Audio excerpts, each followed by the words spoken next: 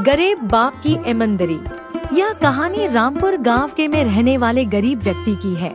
यहाँ भोला अपने एक पुत्र के साथ रहता है। उसके पुत्र का नाम था रामू। भोला बहुत ही गरीब था। उसके पास इतने भी पैसे नहीं थे कि वह 2 वक्त की रोटी का इंतजाम कर सके। लग रही है, क्या हमें आज भी कुछ खाने को नहीं मिलेगा? नहीं नहीं बेटा, आज ऐसा नहीं होगा। मैं अभी जाकर कुछ इंतजाम करके लाऊंगा। तुम चिंता मत करना, बस कुछ ही देर की बात है। फिर भोला काम की तलाश में घर से निकलता है और सोचता है, हाँ, ये गरीबी पता नहीं कब खत्म होगी। है भगवान, मेरी किस्मत कब बदलेगी। मैं मेरे बच्चे को 2 वक्त की रोटी भी नहीं खिला पा रहा हूँ। सोचते सोचते उसकी नजर एक गांव के एक सेठ पर पड़ती। भोला सेठ के पास जाता है और बोलता है, सेठ जी राम राम। हाँ भोला, बताओ कैसे आना हुआ। सेठ जी, मुझे कुछ काम दे दीजिए। मेरे घर पर खाने के लिए कुछ भी नहीं है। अगर आज भी कोई काम नहीं मिला तो मैं और मेरे बच्चे आज भी भूखे रह जाएंगे। कृपया आप ही कोई काम दे दीजिए। हाँ हाँ भोला, क्यों नहीं, मैं तुम्हें जरूर काम दूंगा। वैसे भी मुझे एक आदमी की जरूरत थी, क्योंकि मुझे मेरे खेत पर काम कराना है। आज तुम्हें भूखे नहीं सोना पड़ेगा। धन्यवाद सेठ जी आपका। उसके बाद भोला सेठ के साथ जाकर, देखो भोला, यह है खेत, इस पर ही तुम्हें काम करना है। जी मालिक, आप निश्चिंत रहिए, मैं आपका काम बहुत ही अच्छे तरह से करूँगा। उसके खेत पर काम करने लगता है।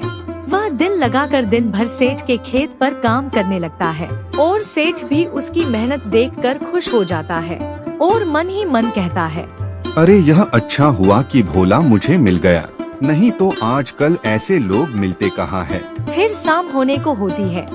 तभी सेठ भोला को आवाज लगाता है, अरे भोला आजा भाई, अब शाम होने को आ गई है। अब आज के लिए इतना ही बहुत है।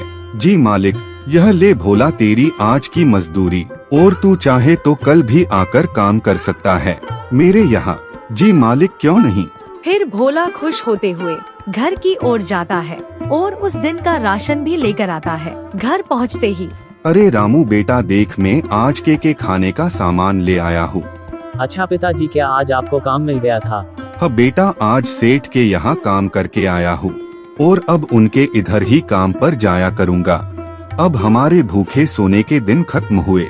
फिर अगली सुबह वह काम पर जा ही रहा होता है कि तभी वहाँ जमींदार आ जाता है और उधार लिए हुए पैसे मांगने लगता है।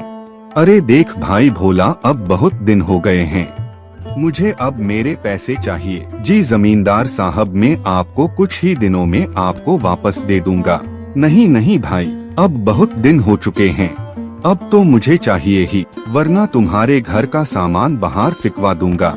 नहीं नहीं जमींदार साहब, मैं जल्द ही आपके पैसों का इंतजाम कर दूंगा।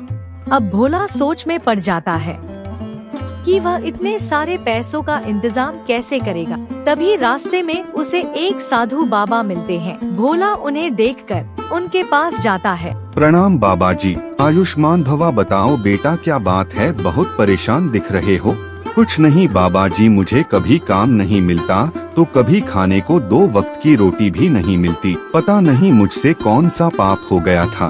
बेटा तुमसे कोई पाप नहीं हुआ है, यह विधि का विधान है कि कभी अच्छा तो कभी बुरा समय आता जाता रहता है। पर बाबा जी, मेरी किस्मत तो बदल ही नहीं रही है, मेरे अच्छे दिन आ ही नहीं रहे हैं। बेटा तुम बस धैर्य और संयम बनाए रखो, तुम्हारा जीवन जल्द ही बदलने वाला है।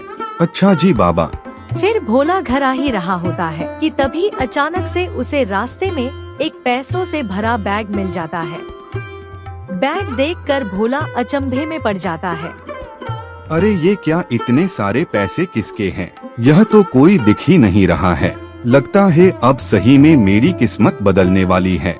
फिर वह उन पैसों के बैग को घर लेकर आ जाता है और उसे इतने सारे पैसे अपने कभी जीवन में नहीं देखे थे। अब वह परेशान हो रहा था कि इतने सारे पैसों को अब वो रखेगा। फिर वह यह घर के एक कोने में रख देता है, लेकिन उसे यह जानना होता है, ये इतने सारे पैसे हैं, जिसके भी है वह सारे गांव में पूछ तो रहा होगा। चलो गांव ने जाकर देखता हूँ, शायद कुछ पता चल जाए कि यह पैसे किसके हैं। फिर वह गांव की ओर चला जाता है। गांव में जाकर उसे पता चलता है कि उसे जो पैसे मिले उसके ही सेठ के हैं। अरे भाई, तुम्हें पता चला क्या? सेठ के पैसों से भरा बैग कहीं पर गिर गया है और अब मिल नहीं रहा है। सेठ तो बोल रहे थे कि उसमें लाखों रुपए हैं। यह सब सुनकर भोला घबरा जाता है और जल्दी से अपने घर लौट आता है। अरे यह पैसे तो सेठ के हैं। अगर मैंने यह पैसे सेठ को वापस कर दिए तो शायद मेरा जीवन कभी नहीं बदलेगा। नहीं, इन पैसों को मैं सेठ को कभी नहीं दूंगा। इतने सारे पैसों को देखकर भोला को लालच आ जाता है, लेकिन उसका मन नहीं मानता। फिर कुछ दिन ऐसे ही बीत जाते हैं और भोला एक दिन ऐसे ही सोचता है, क्या मैं सही कर रहा हूँ? और अपने बेटे की तरफ देखकर उसका हृदय बदल जाता है और वह सारे पैसों को सेठ को वापस करने चला जाता है। ये लो सेठ जी, आपके पैसे मुझे रास्ते में पड़े मिले थे। फिर गांव वालों से पता चला कि यह आपके पैसे हैं, तो मैं आपको लौटाने चला आया। अरे वाह भोला, तुम्हारा धन्यवाद।